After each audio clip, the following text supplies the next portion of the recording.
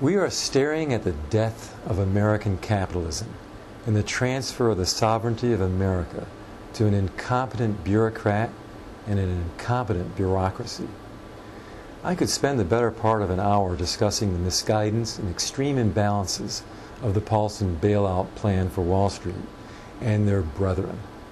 But I won't, as you have probably read or heard several commentators or informed bloggers discuss this tsunami against our financial liberties. I will simply direct my rage toward what you may not be aware. First and foremost, this problem didn't start 3 months ago, 6 months ago, or even a year or so ago when the beginning of the meltdown of the subprime gamble. It started nearly 100 years ago with the railroad enactment of the Federal Reserve Act. Steve Leisman of CNBC foolishly attempted to illustrate a balanced scale with the proponents of the Paulson Plan on one side being the esteemed academics and monetary specialists like Bernanke, Paulson, Volcker, Greenspan, and Michigan versus a ragtag group of senators like Senators Bunning and Menendez and the senator from Alabama, Congressman Ron Paul, and other economically uninformed people like you and me on the other side of this balance scale. What could be more obvious of a conclusion but to defer to this imbalance of monetary brilliance?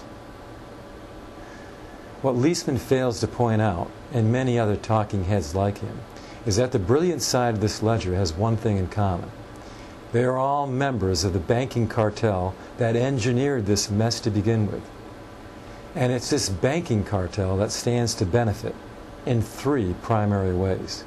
First, it's their intentions to socialize their massive losses.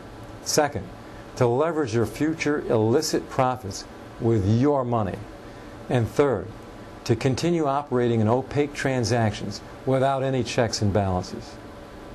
The illegal banking cartel is none other than the fox assigned to guard us chickens. It's the Federal Reserve.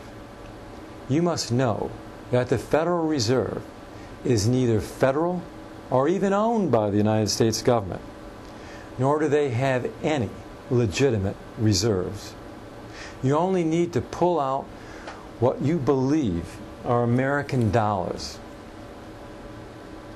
Just look at the three words that prevail on the top of this fiat currency. Federal Reserve Note. It's an IOU, backed by nothing but the credibility of the American taxpayer. Soon the owners of the United States government debt and the holders of what they believe is a reserve currency will be reevaluating their holdings and their demands.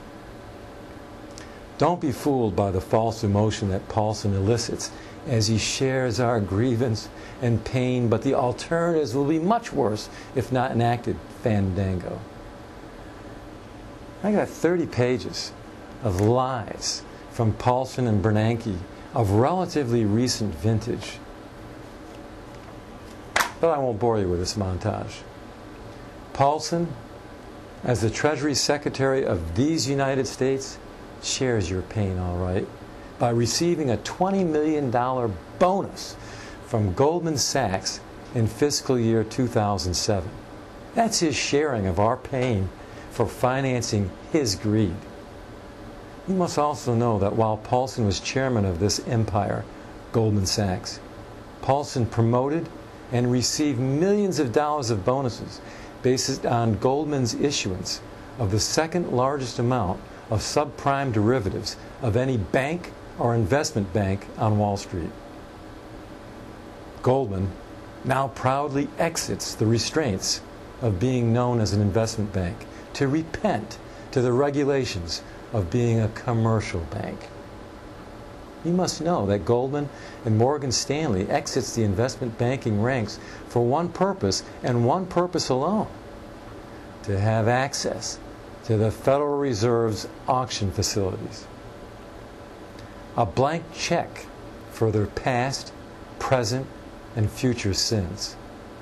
Pray to God that Congress has the discipline and integrity to soundly defeat this Paulson's plan, because Paulsons Bernanke, and the rest of this banking cartel that runs this country's God and master is definitely different than yours and mine.